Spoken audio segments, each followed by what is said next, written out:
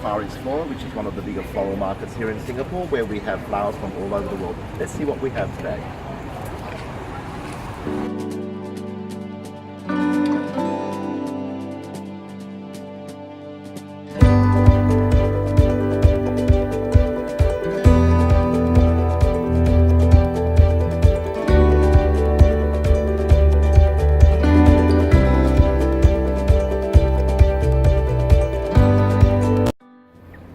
Hello everyone, I'm Cameron Blue. I'm an interior designer and you may have watched me on The Apartment, Rising Stars TV series here in Asia. Today I'm in my studio in Singapore and we're going to be talking about the art of flower arrangements for the home. Mother's Day is coming up and guys, if you haven't thought about it, you're in trouble. So how about I show you how to arrange a gorgeous bouquet of flowers the CWD way. Follow me and let's go find the perfect vase.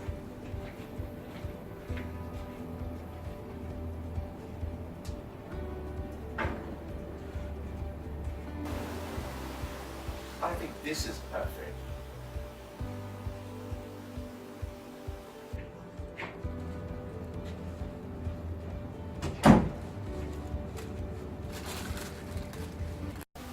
After coming back from the flower markets, I put my flowers into 2 big pails of water because they really do need a big drink. Now, before you start preparing your floral arrangement, you need to prepare each and every flower that you've bought. Now, I always start with some basic tools of trade. A knife, a pair of secateurs, which are floral scissors, a thorn and leaf remover, which you can buy from any good florist or nursery, a litter bin, a cutting board, tea towels to protect your hands from any nasty thorns, and your chosen vase. At the markets, I try to choose the freshest and most beautiful flowers. Now, what are they? They are the frog eyes, the roses, as you can see, the hydrangeas, the tiger lilies, the lisianthus, and not to forget Singapore here, famous for their orchids, the cymbidium orchid. And I like to choose colors that are very soft and delicate and fragile, and that represents my mother and my wife. Now, this beautiful collection of flowers cost me a grand sum of 220 Singapore dollars, and I don't think that breaks the bank because from here you can create at least 3 to 4 floral arrangements, which I think is very, very good value for money. So if you're on a budget, buy nice and early and buy gorgeous, and give your wife and your mother an early Mother's Day gift. In preparing each and every flower, it's very important to know that they need a big drink, and cut the bottom of each stem at about an inch and a half from the bottom at an angle, because that creates the biggest surface area for each and every flower to drink. Tiger lilies, I like to remove the pollen because the pollen can actually stain your own furniture of upholstery or even your clothes. So I like to remove that in advance so we don't have those problems. Roses need to be prepared as well. Using my tool to remove the thorns and leaves, very easily it comes off, as you can see. And I like to remove the fragile leaves that maybe have wilted during the day from my shopping expedition. And this just tidies up the bud, so it's just beautiful. And then it goes in for a drink of water. I like using big green leaves as fillers, and they give a wonderful background to every floral arrangement, but make sure you clean the leaf properly before you use it.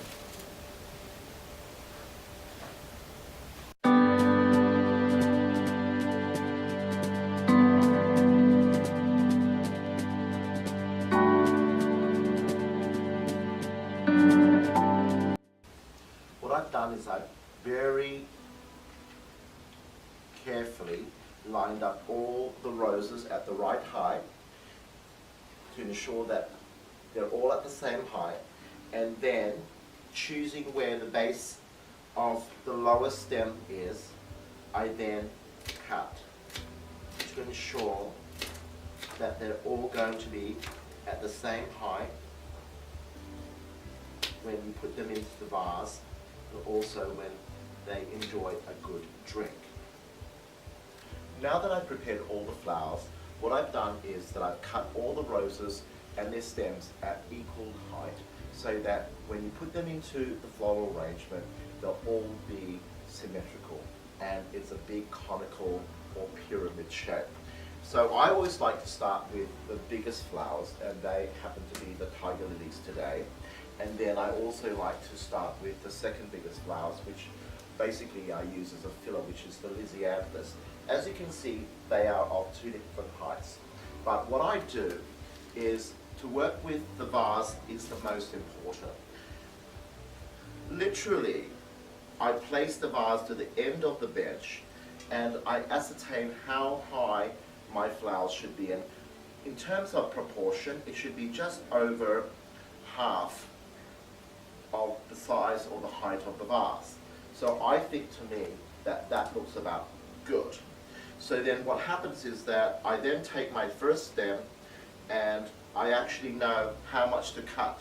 See, I've actually put my flowers to the edge of the vase and I've decided how much to the edge I should be able to cut. And that's a good gauge. So that's my first cut. So by doing that, I used my first stem as the measure, and I cut every one of those to approximately the same height. And then that's how you would do it with your second bunch of lisianthus. And they're very, very close, and I also make the same cut. Now I'm going to make the biggest bunch of flowers with my very, very big vase, which I've actually filled with 1/3 of water, not heavier than that, otherwise it's very difficult to carry. You can always pour water towards the end once the floral arrangement is done. And what I start off with is the tallest flower that I have, which is the tiger lily. And I prepared the lisianthus and the frog eyes together. And what I do is I take each stem and I work it like this in a rotation manner, so that we get a good mix of lisianthus, frog eyes, and lilies together. And we keep on working it until we get a very good bunch of mixed flowers.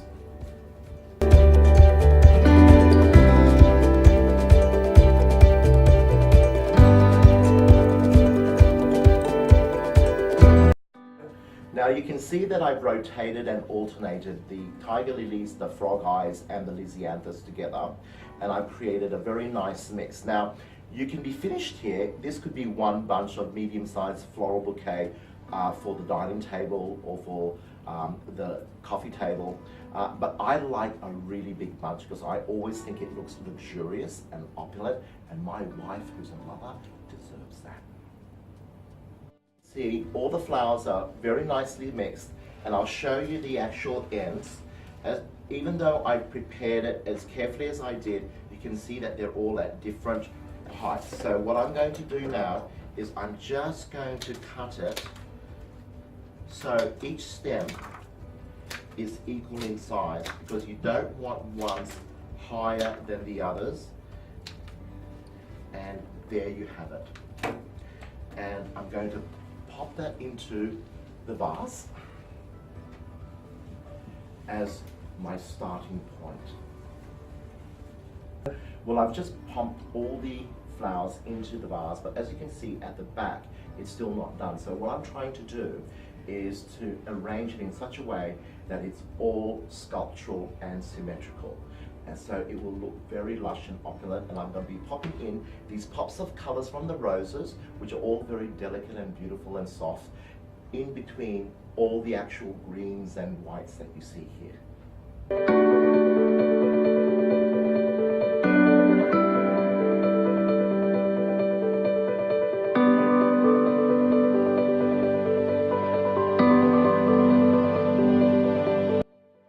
So you can rotate the vase to ensure that you've got a nice mix, that the flowers remain tangled into each other's stems so that they stay in place, and it's a constant work to ensure that they do remain in place. And what I'm going to do now is I'm going to pop these little heads of roses in to fill en masse the entire arrangement so it looks full.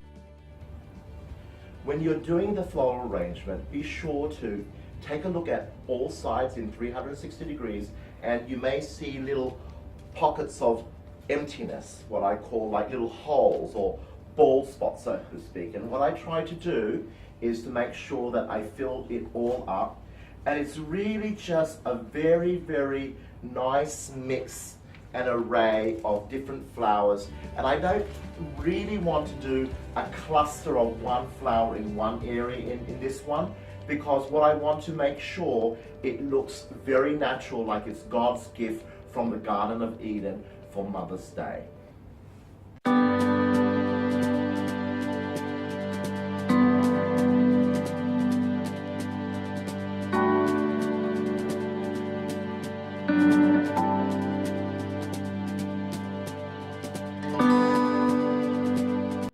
We have the floral arrangement done, but it's not quite yet finished, guys. What I like to do is I like to finish it off with a collar. What I mean by that is using my big leafy greens, and I intersperse all around the greens so that it actually just lifts the whole color display of the floral bouquet so it looks even more grand. I like to use these big green leaves by inserting it as a collar around the flowers, and I basically take the bottom of the leaf and I tear that following its veins, and that gives me a way of putting it into the flowers like this.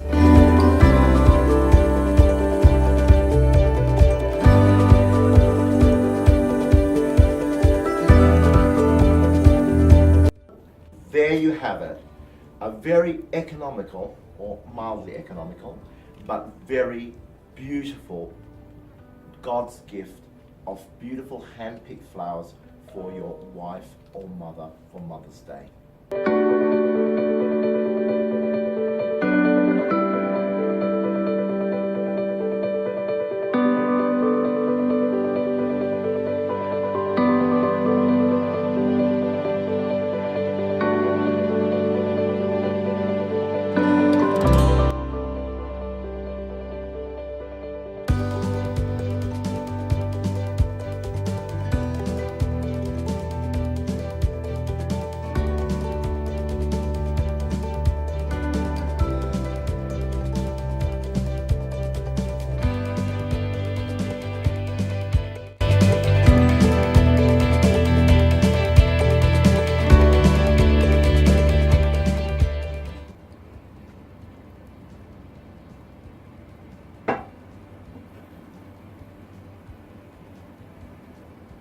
So there you have it, everybody. A beautiful bouquet of flowers for Mother's Day, the CWD way.